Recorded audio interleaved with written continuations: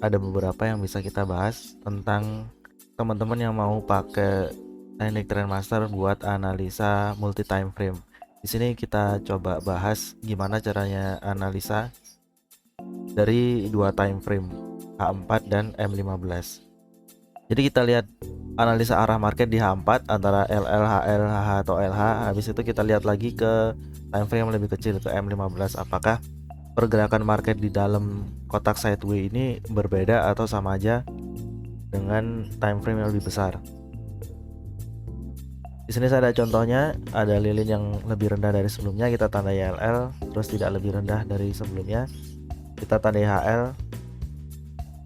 Ini kita kasih kotak, artinya market masih sideways, dan kita lihat market ini di time frame yang lebih rendah. Kita tandai dulu ke M15. Dan di market sideways LLHL dia ada bentuk market yang kayak gini.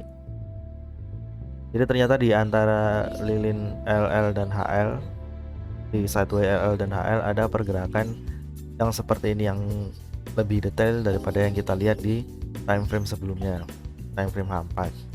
Barangkali ini bisa buat referensi buat teman-teman yang mau open posisi ketika kita ketemu LL dan HL di time frame H4 dan kita turun ke M15.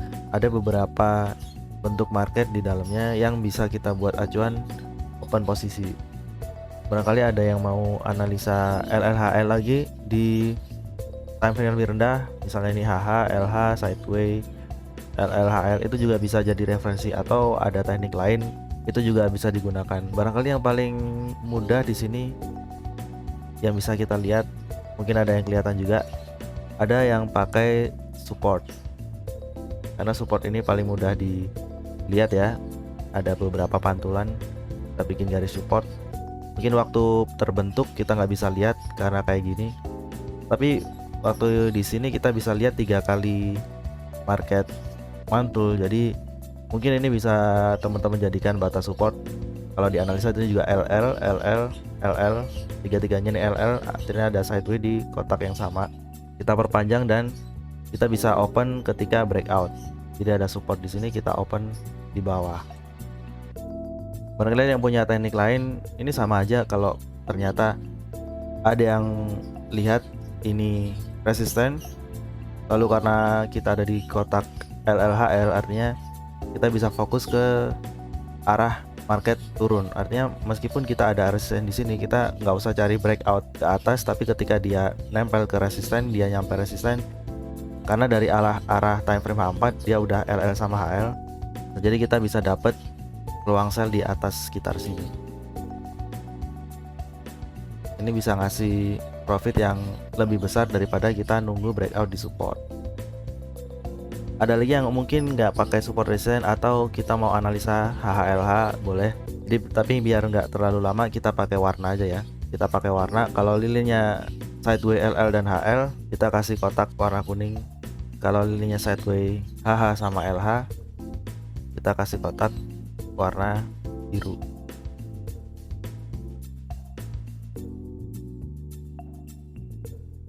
Oke, dari sini udah kita kasih tanda. Ketika LL dan HL terbentuk, baru kita bikin kotak sideways. Ada sideways warna kuning yang sideways downtrend. Artinya kotak warna kuning ini terbentuk dari LL sama HL. Jadi nggak usah ditandain kalau dia warna kuning. Yang paling rendah itu LL, yang tidak lebih rendah ya HL. Yang biru juga gitu.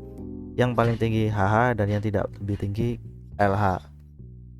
Itu kotak warna biru, artinya kotak uptrend. Bahkan dari sini juga bisa kelihatan antara batas atas kotak itu saling berdekatan.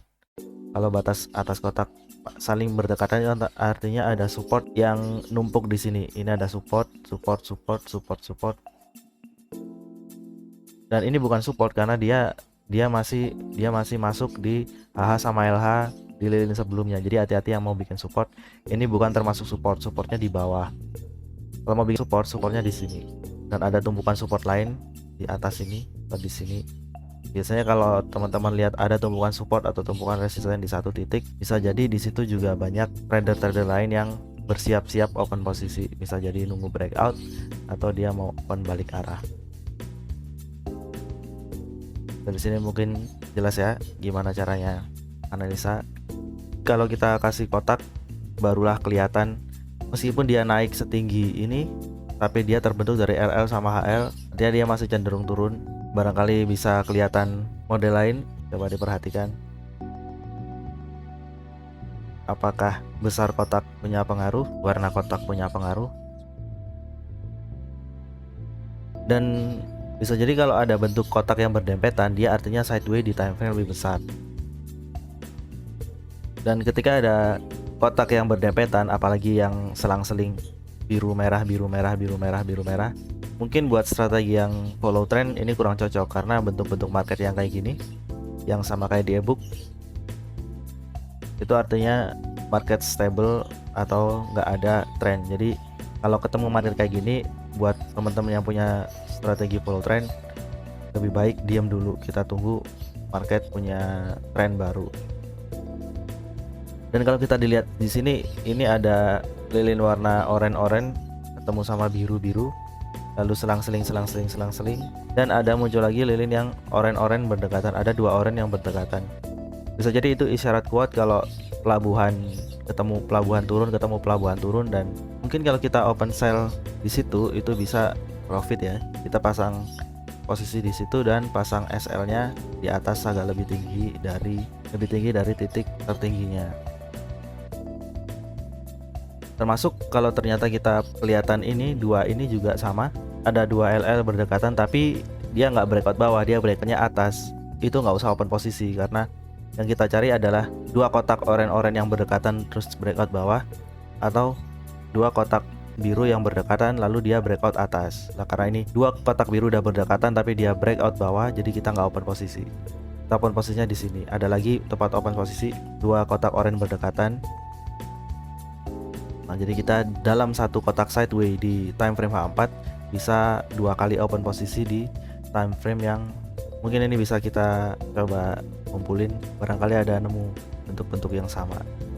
Dan kalau dari sini udah jelas, kita coba analisa, kita cari kotak yang lain di time frame H4.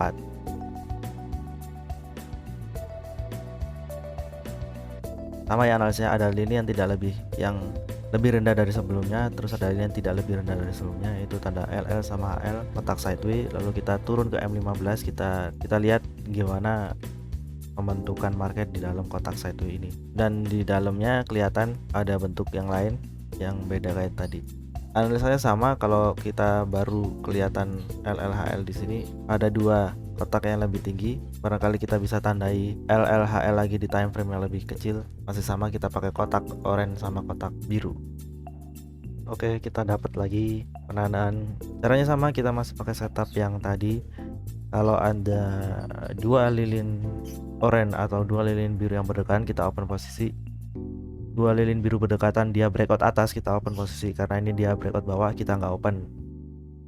Oke, kita lanjut ke setelahnya. Setelahnya ada LL ketemu LL, ada dua lilin sideways LL, tapi dia breakoutnya atas. Kalau dia breakoutnya atas, kita nggak open posisi, kita nonton aja. Kita lihat lagi berdempetan tapi beda warna, berdempetan dua warna. Kalau dia breakout atas, kita open buy. Karena dia breakout bawah, kita tonton aja.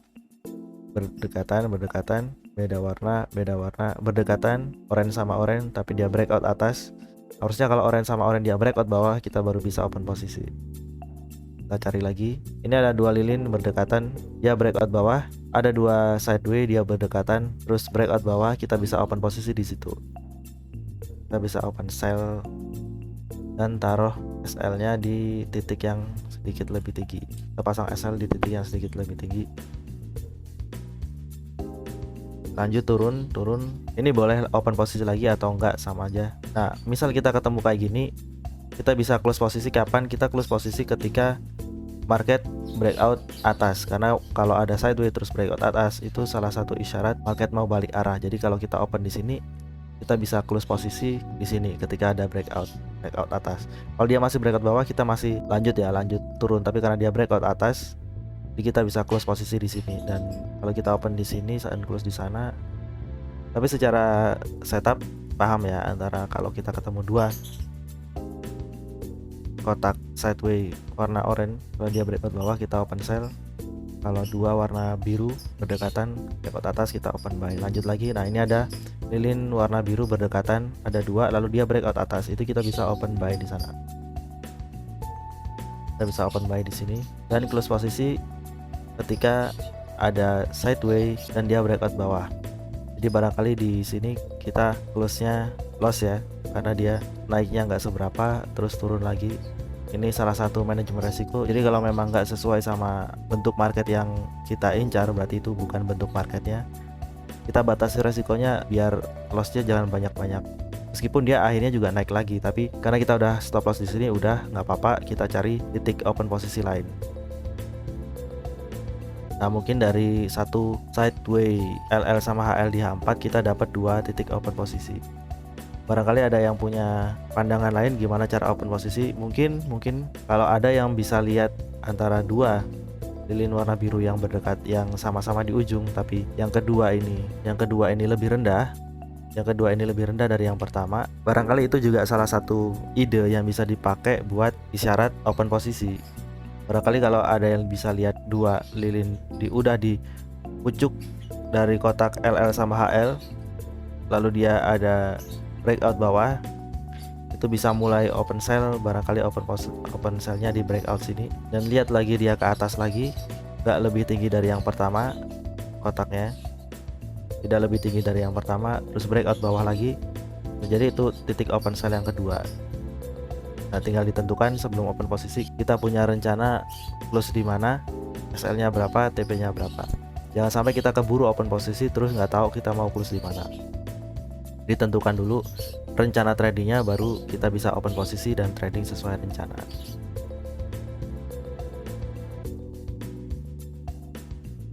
Oke, ini ada bentuk market lagi. Lilin lebih rendah dari sebelumnya dan tidak lebih rendah dari sebelumnya, sama kita tandai LL sama HL. Tapi bedanya di sini dia nggak breakout bawah tapi dia breakout atas. Nah, gimana cara taunya? Kita coba turun ke time frame yang lebih rendah. Oke, ini di time frame lebih rendah ada LL sama HL, lalu dia naik ke atas. Ketika LL dan HL terbentuk, dia langsung naik ke atas. Ini gimana cara taunya? Barangkali bisa kita coba cara yang sama, kita tandai dulu semua lilin. Oke, dari sini kelihatan ketika LL sama HL terbentuk, bisa dilihat. Cara opennya masih sama, kita lihat dua kotak yang berdekatan. Kalau biru sama biru, kita tunggu breakout atas lalu open buy. Kalau orange sama orange, kita tunggu breakout bawah lalu open sell. Dari sini kita lihat warna orange, warna biru dua berdekatan tapi dia breakout bawah, jadi kita nggak bisa open. Lalu ada biru, orange, biru. Nah, ini ada biru breakout atas. Nah, ini salah satu cara open posisi yang bagus. Jadi kita pasang SL-nya dikit lebih bawah, nggak usah jauh-jauh, mungkin dikit lebih bawah dari batas kotaknya. Lanjut, ada warna biru, warna orange, kita nggak open posisi, lalu sampai dia breakout atas, sampai dia breakout kotak sideway H4. Barangkali kita bisa close posisi waktu dia breakout di atas ini. Nah, dari sini kita bisa dapat profit lumayan ya, barangkali dapat sekitar 18 pip dari satu kali open.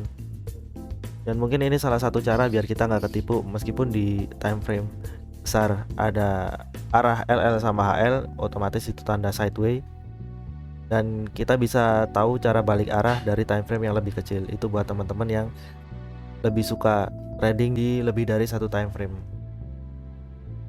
Itu bisa jadi salah satu referensi, karena saya sendiri tradingnya cuman di M15 saja. Saya nggak lihat atas, nggak lihat bawah, cuma di M15 saja. Tapi itu juga salah satu sistem trading, dan setiap orang sistem tradingnya beda-beda. Barangkali ini bisa jadi referensi buat teman-teman bikin sistem trading sendiri. Barangkali mau belajar lebih jauh, bisa dibaca di buku Trendmaster. Itu sudah saya jelasin gimana caranya kita bikin sistem trading sederhana yang konsisten.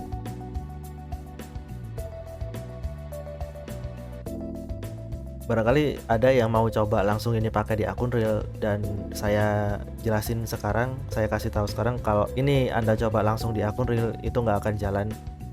Anda bakal dapat loss lebih banyak dari profitnya karena ini bukan sistem Anda.